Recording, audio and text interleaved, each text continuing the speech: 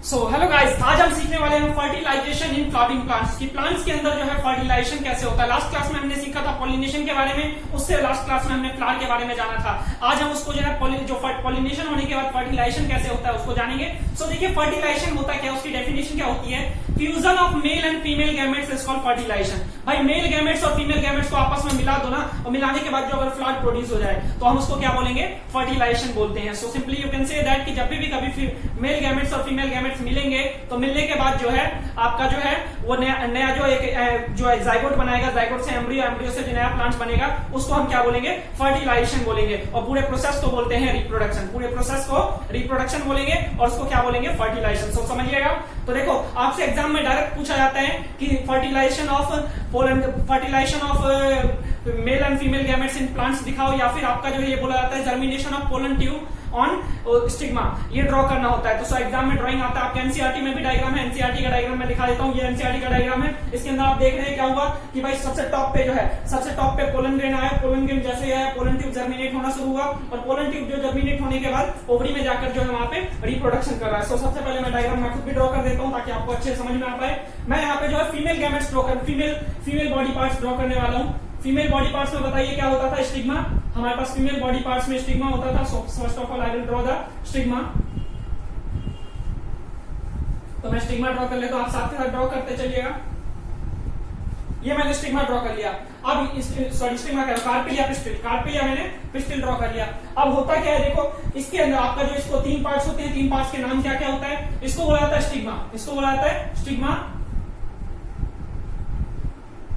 और इसके अलावा इसको बोला जाता है स्टाइल। आपको बोला था मार्किंग हमेशा एक साइड करिए, और इसको बोला जाता है ओवरी। ये तीन पार्ट होते हैं, तीनों को मिलाकर बोलते हैं कार्पेल या पिस्टिल। इसी के ऊपर बोला जाता है कि जर्मिनेशन ऑफ पोलन ट्यूब दिखाओ, जर्मिनेशन ऑफ पोलन ट्यूब। और लेट्स अज्यूम कि मान लो इसके ऊपर पोलन ग्रेन आ गया, इसके ऊपर ये है ना हमारा पोलन ग्रेन आ गया। इसके चारों तरफ जो है केमिकल्स की लेयर होती है, सोडियम की जनरली लेयर होती है। तो ये सोडियम की लेयर की वजह से ये ना जर्मिनेट होना शुरू होता है। मान लो एक साथ दो पोलन ग्रेन आ गया, एक पोलन ग्रेन आया, ऐसा तो नेसेसरी नहीं है ना, क्योंकि कई बार आ जाता है आपके दिमाग में कि भाई दो पोलन ग्रेन एक साथ आ जाएगा तो क्या होगा। तो मान लो ये पोलन ग्रेन आ गया। अब पोलन ग्रेन आ गया ना भाई, तो क्या होगा, इसके अंदर आपका पोलन ट्यूब जर्मिनेट होना शुरू होगा। यहाँ पे मैं ये ओवरी के अंदर होता है ओव्यूल, ओवरी के अंदर होगा ओव्यूल। ये ओवरी के अंदर मैंने ओव्यूल भी ड्रॉ कर दिया। इस ओव्यूल के अंदर ना हमारे पास, ओव्यूल के अंदर हमारे पास यहाँ पे होता है एग सेल, जिसको सिनर्जिस कहा जाता है। ये बीच वाला जो है ना फीमेल गैमेट्स है, ये बीच वाला फीमेल गैमेट्स है। और यहाँ पे आपको होता है, यहाँ पे जो होता है आपका पोलर न्यूक्लियाई, और इसके अलावा यहाँ पे तीन सेल होते हैं, इसको बोलते हैं एंटीपोडल सेल, इसको बोला जाता है एंटीपोडल सेल। इसको ये पूरा का पूरा जो है ना आपका, ये पूरा का पूरा ओव्यूल कहलाता है। एनसीईआरटी में ये डायग्राम अच्छे से दिया हुआ है, आप वहां से भी देख सकते हैं, मैंने स्क्रीन पे भी दिखा रखा है। यहां से रास्ता होता है। अब देखो होगा क्या एक्चुअल में, ध्यान से देखना। आपका यहां से जैसे ही इसके पोलन ग्रेन जो है स्टिग्मा के ऊपर आया, आपको बताया था स्टिग्मा जो है बहुत चिपचिपा पोर्शन होता है। इसके ऊपर पोलन ग्रेन लाने का किसका काम होता है, आपको लेकर आने का काम होता है इंसेक्ट का, बर्ड्स का, वाटर का, विंड का। तो ये लेकर आता है, लेकर आने के बाद इसके ऊपर छोड़ देगा चिपचिपा पोर्शन, इसको चिपका देगा। जैसे चिपकेगा उसके बाद जो है यहाँ पे पोलन ट्यूब जर्मिनेट होना शुरू हो जाएगा।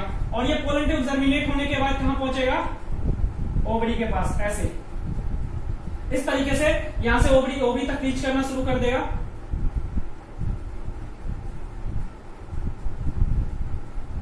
इस तरीके से। अब ये देखो इसके अंदर, ओवरी के अंदर यहां से रीच कर गया।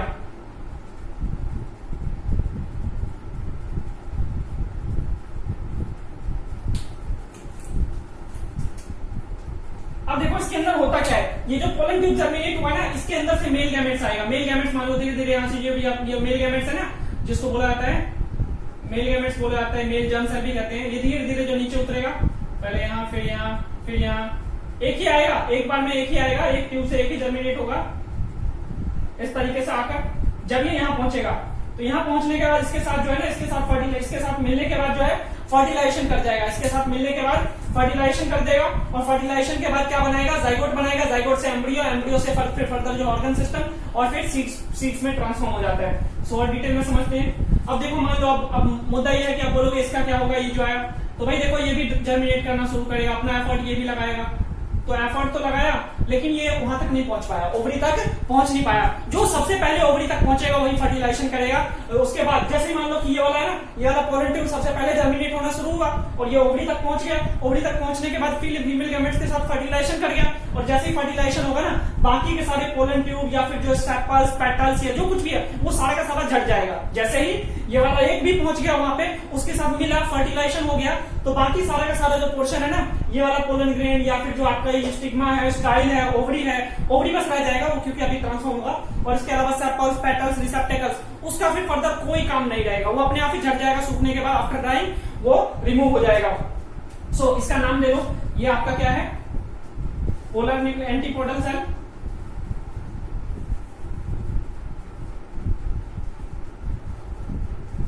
एंटीपोडल सेल बोलते हैं इसको। और इसके अलावा ये जो है आपका पोलर न्यूक्लियाई कहलाता है।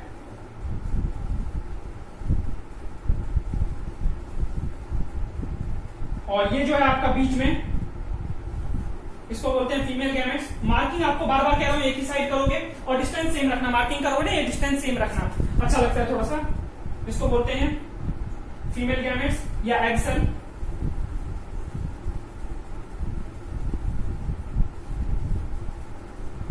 फीमेल गैमेट्स बोल लो या एग सेल बोल लो, दोनों में से कुछ भी बोल सकते हो। और इसके अलावा ये बाकी पूरा मिलाकर बोला जाता है सिनर्जिड्स। इस पूरे को मिलाकर बोलते हैं सिनर्जिड्स। और जब ये जो है आपका ये पूरा का पूरा ये बाहर वाला ओवरी कहलाएगा और ये अंदर वाला जो पोर्शन है इसको बोलेंगे ओव्यूल। इसको बोलेंगे ओव्यूल।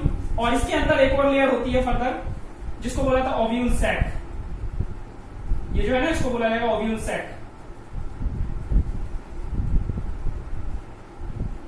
ये जो मैंने ड्रॉ किया है इसको बोला जाएगा ओव्यूल सैक। सो देखो होता क्या है, जब फर्टिलाइजेशन हो जाएगा ना, तो फर्टिलाइजेशन होने के बाद ना आपका ओवरी तो फ्रूट में ट्रांसफर हो जाएगा। ओवरी जो है आपका किस में ट्रांसफर हो जाएगा, फ्रूट में। और इसके अलावा ओव्यूल किस में ट्रांसफर हो जाएगा, ओव्यूल ट्रांसफर हो जाएगा सीड्स में। ओव्यूल सीड्स में ट्रांसफर हो जाएगा, जो क्या करेगा, सीड्स फर्दर जो है नया प्लांट्स में ग्रो कर जाएगा।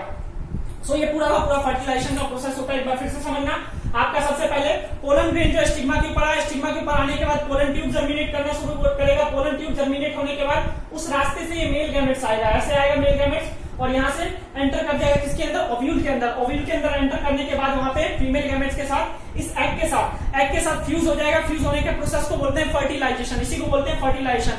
अब ये फर्टिलाइजेशन होने के बाद है ना, आपका फर्टिलाइजेशन होने के बाद आपका क्या हो जाएगा, जाइगोट में ट्रांसफॉर्म होगा।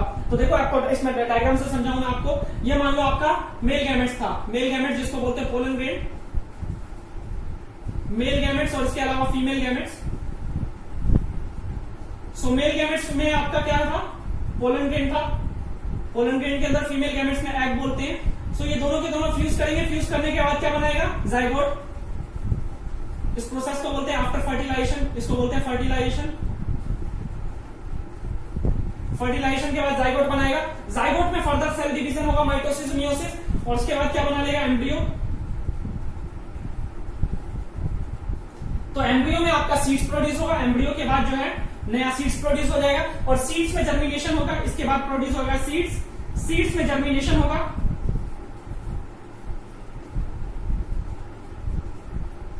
सीड्स में जर्मिनेशन होगा। जर्मिनेशन के बाद जो है न्यू प्लांट्स बनेगा। जर्मिनेशन के बाद न्यू प्लांट्स बनेगा। सो आप बोलोगे भाई ये भी प्रोसेस दिखाओ, जर्मिनेशन का जो है, सीड्स में जो जर्मिनेशन हो रहा है वो भी दिखाओ। तो देखो सीड्स में जर्मिनेशन का भी समझो। सीड्स में जर्मिनेशन के लिए आपके पास, आपके एनसीईआरटी में भी डायग्राम है। ये वाला डायग्राम जो दिख रहा है आपको, ये मान लो चना है, मैंने ये चना लिया है, ध्यान से देखना डायग्राम।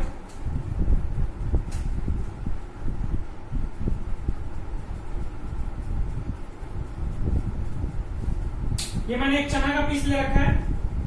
चने के पीस को मैंने खोल दिया, ओपन कर दिया चने के पीस को। सो ओपन करने के बाद इसके दो पार्ट्स हो जाते हैं। दो पार्ट्स जो हो जाते हैं इसको बोला जाता है कोटिलिडॉन्स। ये जो आपके दो पार्ट्स है, ये दोनों साइड से जो ये पार्ट्स है इसको बुलाया जाएगा कोटिलिडॉन्स। ये वाला पोर्शन और ये वाला पोर्शन जो है कहलाएगा कोटिलिडॉन्स। ये कोटिलिडॉन्स किस लिए होता है, अगर आपको 9th क्लास में याद हो, डाइकॉट और मोनोकॉट्स, तो ये आपका डाइकॉट प्लांट्स है, डाइकॉट सीड्स है। सो ये क्या करता है, नरिशमेंट प्रोवाइड करता है। इसके अंदर फूड स्टोर होता है।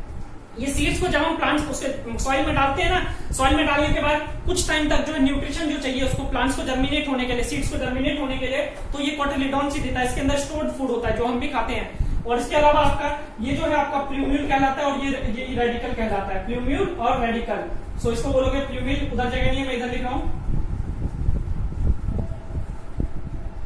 प्लूम्यूल क्या होता है? फ्यूचर शूट, भविष्य में ये शूट में ट्रांसफॉर्म होता है, इसको फ्यूचर शूट भी कहते हैं। सो प्लूम्यूल कौन सा पोर्शन है? वो पोर्शन जो फ्यूचर शूट में ट्रांसफॉर्म होता है, फ्यूचर शूट में ट्रांसफॉर्म होता है। और ये नीचे वाला पोर्शन कहलाता है रेडिकल, ये कहलाएगा रेडिकल।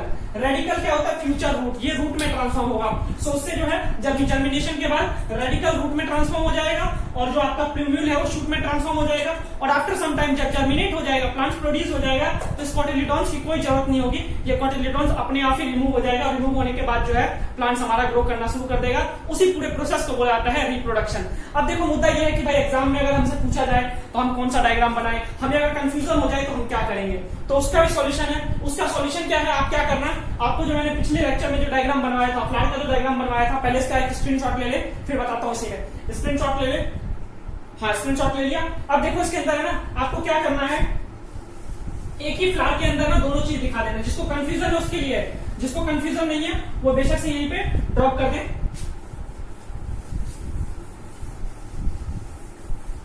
सो क्या करेंगे जिसको कंफ्यूजन है, ये मैंने खाली ओनली फीमेल पार्ट बनाया। आप क्या करो, इसके चारों साइड है ना मेल पार्ट भी बना दो, मेल पार्ट भी बना दो।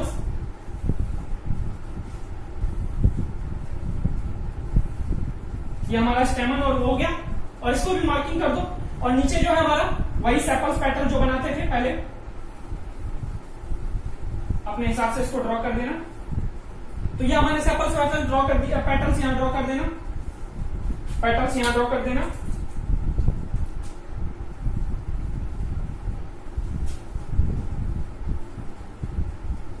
और उसकी भी मार्किंग कर देना। अब इससे क्या होगा कि भाई इसमें ना आपसे कोई सा भी पूछा जाए, ओनली फ्लावर का पार्ट्स का पूछा जाए कि फ्लावर में जो है रिप्रोडक्शन बताओ, या फिर जो है पोलन ट्यूब का जर्मिनेशन बताओ, तो ये वाला डायग्राम बना दो ना, दोनों में फिट है। आपको कोई और डायग्राम याद ही करने की जरूरत नहीं है। इसमें हमने क्या किया, हमने जर्मिनेशन ऑफ पोलन ट्यूब भी दिखा दिया और इसके अलावा फ्लावर्स के अलग अलग पार्ट्स भी दिखा दिया। लेबलिंग अच्छे से कर देना, थोड़ा सा क्लियर बनाना, आपको कोई दिक्कत नहीं होगी। सो इसी को अगर आपसे कंफ्यूजन में रहते हो कि भाई पहला वाला बनाना है दूसरे वाले में, जैसे मान लो आपको डायग्राम दिखाता हूँ, एनसीईआरटी में एक ये डायग्राम है और एक ये डायग्राम है। अगर आपसे बोला जाता है भाई रिप्रोडक्शन इन फ्लावर बनाओ तो ये बनाना होता है, और इसके अलावा अगर आपसे बोला जाता है जर्मिनेशन ऑफ पोलन ट्यूब बनाओ तो ये वाला बनाना होता है। बट यहाँ पे मैंने क्या किया, इन दोनों को मर्ज करके एक कॉमन डायग्राम बना दिया कि भाई कोई सा भी पूछा जाए आप यही डायग्राम बना दो, आपका काम चल जाएगा। सो उम्मीद करता हूं फर्टिलाइजेशन प्रोसेस जो समझ में आया होगा। प्लांट्स का फर्टिलाइजेशन खत्म हो गया, अब बात करेंगे एनिमल में फर्टिलाइजेशन नेक्स्ट क्लास में। तो आज के लिए इतना ही रखते हैं, फिर मिलेंगे अगली सभा में। तब तक के लिए दुआ में याद रखिएगा। गुड बाय, टेक केयर, धन्यवाद जी।